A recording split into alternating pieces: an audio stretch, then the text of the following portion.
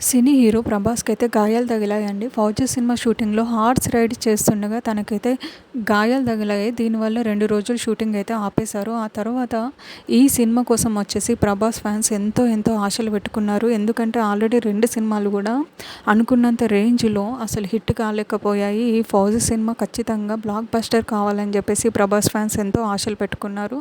And Prabhas తొందరగా కోలుకోవాలని చెప్పేసి ఆ గాడ్‌ని కోరుకుంటూ థ్యాంక్ యూ.